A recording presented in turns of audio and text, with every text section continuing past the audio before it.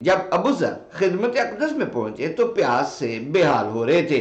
پانی پی کر حواس بحال ہوئے تو اپنی داستان بیان کی۔ جانے دو عالم صلی اللہ علیہ وسلم نے فرمایا، ابو ذر، اللہ تعالی نے تمہارے ہر قدم کے عوض تمہارا ایک گناہ معاف فرمایا ہے اور ایک درجہ بلند کیا ہے۔ یہ مجدہ جاں فضا سن کر ابو ذر حشاش بشاش ہو گئے۔ یہ لوگ تو آخرکار لشکر میں شامل ہو گئے تھے اور اس طرح اپنی کوتاہی کی تلافی کر دی تھی، مگر چند افراد ایسے بھی تھے جو بعد میں بھی نہ جا سکے۔ حالانکہ نہ ان کے دل میں کوئی کھوٹ تھی، نہ ایمان میں کوئی کمی، بس سستی اور لیت العل کی عادت نے اس غزوے میں شرکت کی سعادت سے محروم رکھا۔ ان میں سے حضرت ابو لبابہ کا تذکرہ پہلے بھی میں آپ کے سامنے کر چکا ہوں۔ باقی 3 افراد کے نام یہ ہیں: کعب ابن مالک، مرارہ ابن ربی اور ہلال ابن امیہ۔ ان تینوں کو اس کوتاہی کی پیداش میں بہت سخت سزا جھیلنا پڑی، مگر اس کی تفصیل غزوے کے آخر میں انشاءاللہ آپ کے سامنے پیش کروں گا۔ تبوک کی طرف سفر جاری تھا کہ راستے میں قوم سمود کی تباہ شدہ بستی کے کھنڈر آ گئے۔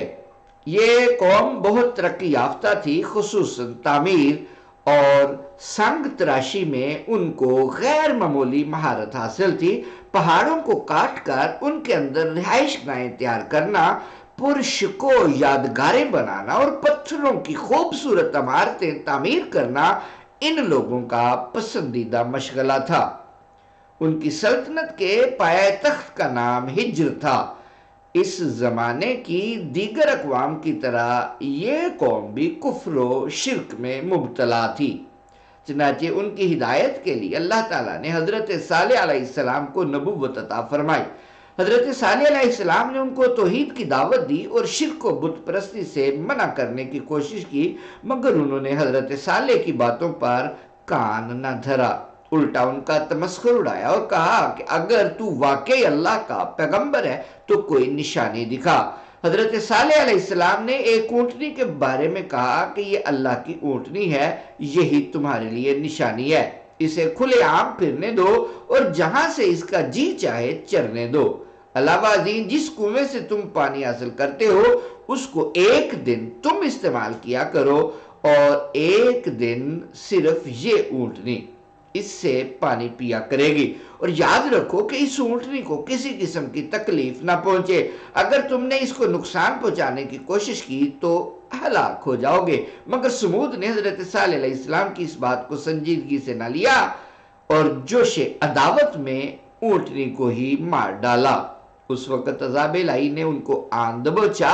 یہ خوفناک زلزلہ تھا جس سے آن کی آن میں زمین دوز رہائش گاہیں بیٹھ گئیں، پتھروں کی عظیم و شان عمارتیں زمین بوس ہو گئیں اور پوری قوم تباہ و برباد ہو گئی۔ ان کا یہ انجام دیکھ کر حضرت صالح علیہ السلام نے تأسف سے کہا، یا قومی لقد ابلغتکم رسالت ربی ونصحت لکم ولکن لا تحبون الناصحین۔ اے میری قوم، میں نے تو تم لوگوں کو اپنے رب کا پیغام پہنچایا تھا اور تمہاری خیر خواہی کی تھی، مگر تم خیر خواہی کرنے والوں کو تو پسند ہی نہیں کرتے۔ یہ قرآن پاک کی سورت کی آیت اور مختلف حوالوں سے میں نے مختصر طور پر حضرت صالح علیہ السلام کا واقعہ بیان کیا۔ اس تباہ شدہ بستی کے نشانات اب تک موجود ہیں اور زبان حال سے پکار پکار کر کہہ رہے ہیں کہ اِنَّ بَطْشَ رَبِّكَ لَشَدِيدٌ، تیرے رب کی پکڑ بڑی سخت ہے۔ حذر اے چیرہ دستاں، سخت ہے فطرت کی تعزیریں۔ غزوہ تبوک کی طرف جاتے ہوئے جانے دو عالم صلی اللہ علیہ وسلم اور صحابہ کرام اسی مغضوب علیہم اور مقہور بستی کے پاس سے گزرے تھے، لیکن یہ واضح نہیں ہو سکا کہ وہاں کچھ دیر ٹھہرے بھی تھے یا نہیں۔ صحیح بخاری کی بعض روایات سے معلوم ہوتا ہے کہ آپ نے وہاں قیام فرمایا تھا۔ مثلا یہ دو روایتیں جن کے الفاظ میں قدر اختلاف ہے مگر مفہوم ایک ہی ہے۔ پہلی روایت ہے، حضرت عبداللہ ابن عمر بیان کرتے ہیں کہ لوگ جب رسول اللہ صلی اللہ علیہ وسلم کے ہمراہ سمود کے علاقے ہجر میں پہنچے تو وہاں کے کنووں سے پانی نکالا اور اس سے آٹا گوندا۔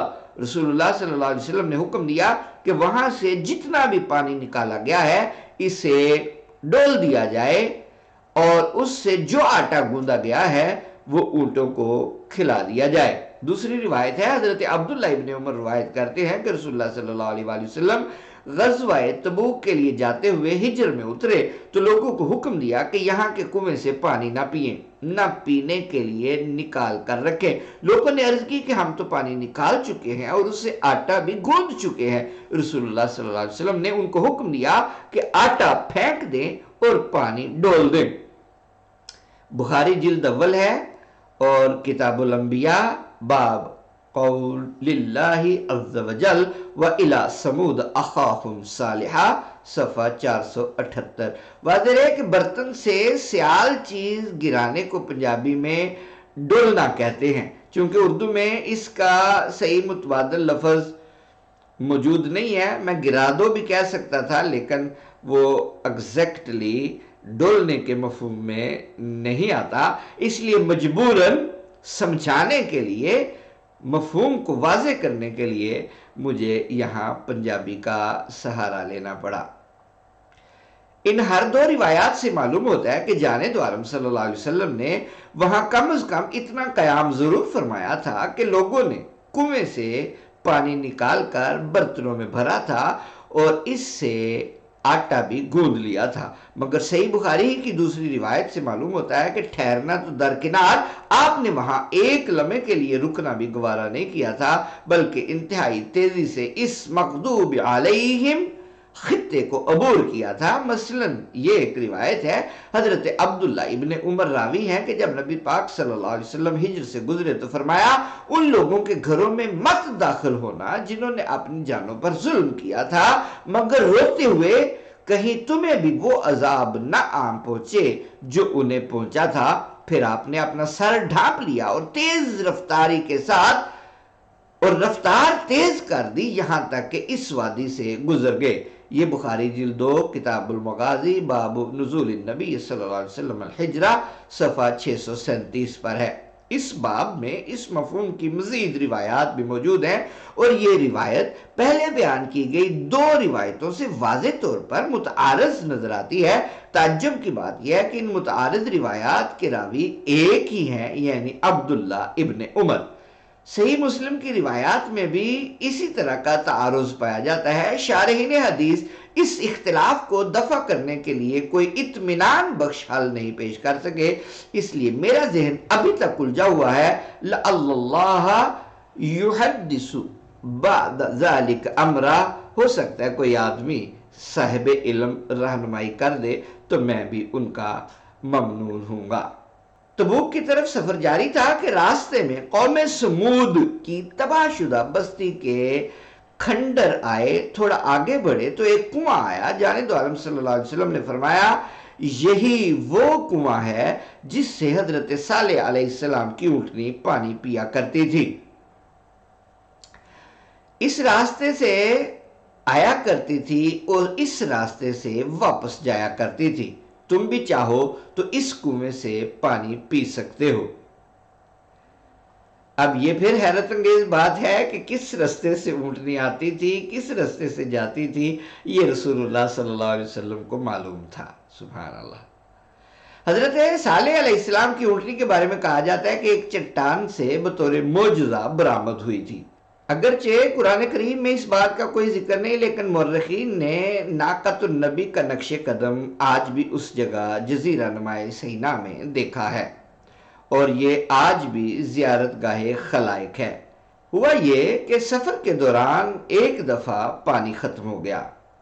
سامعین ناظرین، یہ کلپ کچھ لمبا ہو رہا ہے، اس لیے میں اجازت چاہوں گا کہ اس بات کو اگلے کلپ میں مکمل کروں۔